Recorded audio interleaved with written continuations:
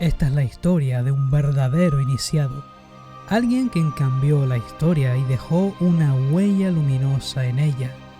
Hablamos de Francisco. Francisco es un joven adinerado, alegre y despreocupado, que marcha a la guerra con sus amigos para el orgullo de su padre y hacerle ganar aún más dinero con esos saqueos. Sin embargo, enferma y vuelve cambiado. Ve la miseria del pueblo y de los trabajadores de su padre. Por este motivo, decide abandonar las posesiones materiales para ser mendigo, como Jesús, y restaurar las iglesias de San Damián con sus primeros seguidores. Él vive de la limosna y se entrevista con el Papa más tarde, para saber qué había hecho mal tras el ataque que sufrió por el obispo. Sin embargo, el Papa, tras escucharle, le apoya y se arrodilla.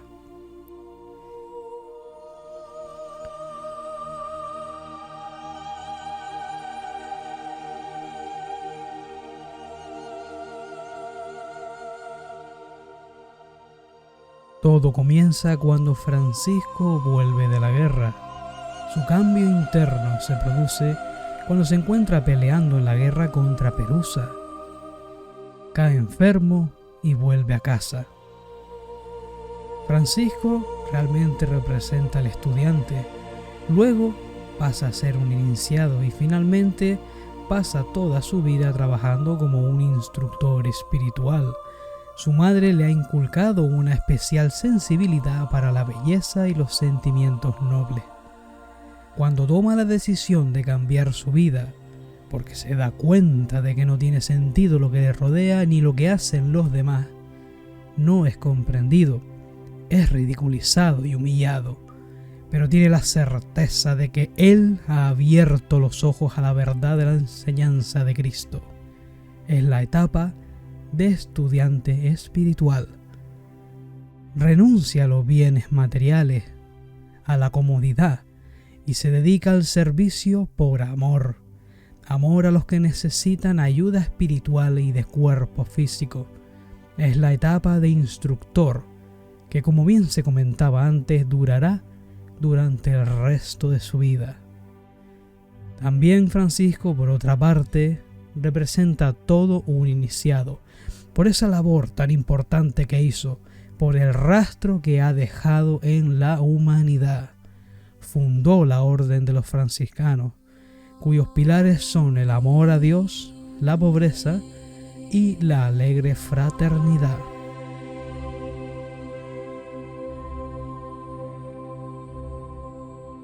Durante su periplo en su vida, él se encuentra con Clara, que también podríamos decir que es una estudiante espiritual avanzada, simbolizando quizás la cualidad de pureza. Ella fue quien le dio el ejemplo de servicio por amor. Cuando Francisco vio que le llevaba pan a los leprosos y lo que lo hacía con amor, algo dentro de él se movió y nada pasó a ser lo mismo. Comenzó a reflexionar y a cuestionarse ciertas cosas que ya tenía asumidas. En definitiva, tuvo que plantearse los propios pilares de su vida, aunque quizás esto no lo supo en un primer instante. Luego tenemos al Papa Inocencio III, el cual actúa como un canal de la divinidad para Francisco. Por otro lado está Pedro Bernardone, el padre de Francisco, que representa el cuerpo mental inferior. Por otro lado, también podríamos decir que se trata de los defectos tales como avaricia, deseos inferiores y egoísmo. Su padre solo vivía para y por el dinero y las apariencias, dejando a un lado el amor como si no le diese ningún tipo de valor. Luego tenemos a Donna Pica, la madre de Francisco, que representa el cuerpo emocional. Ella siempre protegía a su hijo, aunque no entendía lo que hacía ni por qué lo hacía. Luego vemos a los amigos de Francisco, que son como unas especies de estudiantes espirituales, discípulos de Francisco. Al final todos acaban formando un grupo espiritual de avance. Al principio todos se reían de él, pero cuando iban a visitarlo para convencerle de que dejase ese tipo de vida, al ver el amor con que construía la iglesia y el amor que emanaba de su ser, se producía un cambio en su interior y terminaban quedándose con él. De alguna forma reconocían de manera intuitiva que aquel ser era un camino que les podía convenir seguir a largo plazo. También se nos presenta el pueblo, a la gente del pueblo, incluidos los políticos y el obispo Guido, que simbolizan la ignorancia, la conciencia antigua. De hecho, Francisco se fue de ese pueblo porque su conciencia se había elevado. Nada le quedaba realmente que hacer allí, pues todo a su alrededor no era más que un recuerdo de un estado de conciencia que él ya no tenía.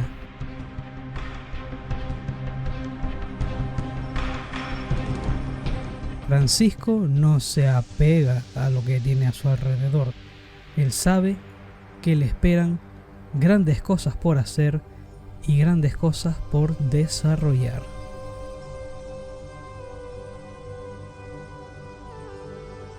El deseo de libertad de Francisco se refleja cuando sale de su habitación a través de la ventana y manifiesta ese deseo de ser como un pájaro. Sale de esa habitación, intenta cogerlo, pero al final solo ve que es parte de Dios y que ese pájaro, como todos los seres vivos, tiene el derecho y de hecho es libre. Es el deseo del espíritu que quiere la unión con la divinidad, la presencia yo soy. Más adelante, Francisco baja a los sótanos de su casa, donde están trabajando los obreros de su padre. Y al ver tanta tristeza, trabajo y hombres agotados por la forma inhumana de dicha actividad, se llena de una gran tristeza que le lleva a la compasión por todos ellos y decide cambiar esa situación. Para ello habla con su padre, pero este no lo quiere oír y no lo quiere entender. Otro momento importante es cuando está en la iglesia y ve como los pobres están al final de ella, apartados, todos en grupo, con sus ropas sucias y cuerpos esqueléticos por el hambre, mientras los ricos tienen joyas y ropas hermosas. Él ve injusta esa situación y entiende que esa no es la enseñanza que daba Jesús. Luego por fin decide poner en práctica sus pensamientos y deseos de eliminar los apegos a lo material. Empieza a tirar las telas de su padre a todo el pueblo. Los tesoros están en el cielo. Quiere hacer ver a los demás que la felicidad está en el interior de cada uno, en Jesús, y no en esas posesiones materiales. Aunque como nos podemos imaginar no fue entendido por nadie. Su padre lo lleva ante la iglesia para que lo juzguen. Tal es su grado de ignorancia. Después de que su padre lo llevara al obispo para que lo juzgara, Francisco lo deja todo. Renuncia a su familia y a sus posesiones, a la ropa que llevaba puesta para empezar una nueva vida dedicada al servicio, por amor a los demás. La visita de Francisco al Papa Inocencio III para que él le diga en que se ha equivocado es el comienzo del reconocimiento de su labor, de su servicio. Mientras hablaba, el Papa se da cuenta de que está expresando la enseñanza del Maestro Jesús y de que es un ser puro, un ser que quiere vivir según lo que predicaba Cristo, de verdad, no por intereses personales.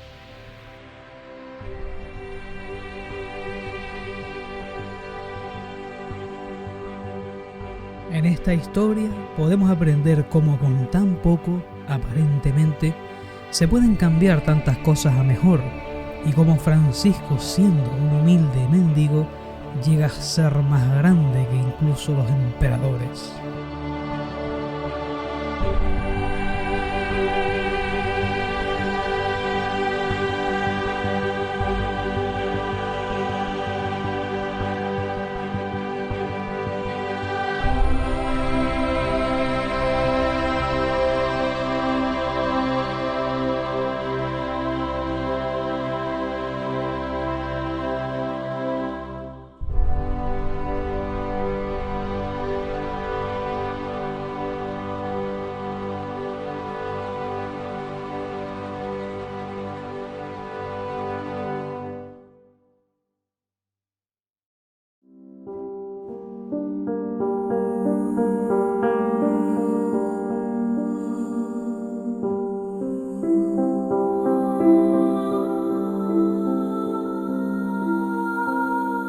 En su oración simple, como es llamada, podemos ver sintetizada su enseñanza, la cual ponía en práctica diariamente.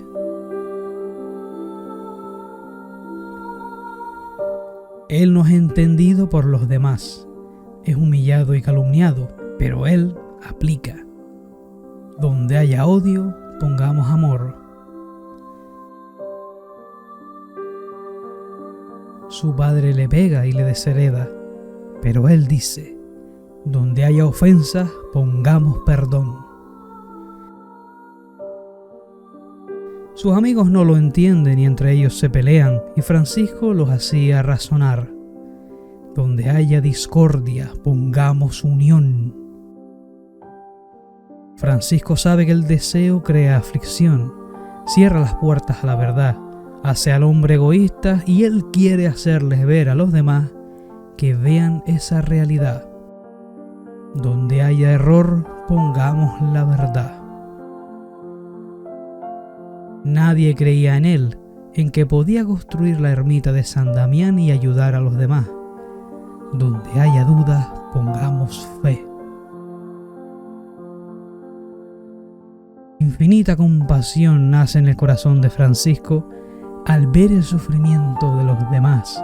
Esto es una tónica que se repite a lo largo de toda la película y que le lleva a actuar, a poner en práctica lo aprendido. Donde haya angustia, pongamos esperanza.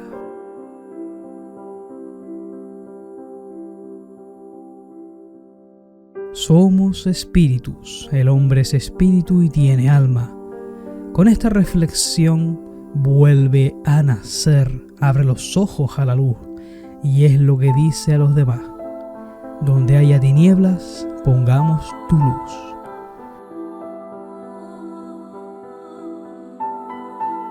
Cuando atendía a las personas enfermas de lepra, siempre lo hacía con alegría y amor. Cuando no tenían para comer y las situaciones parecían desfavorables, él decía: donde haya tristezas, pongamos alegría.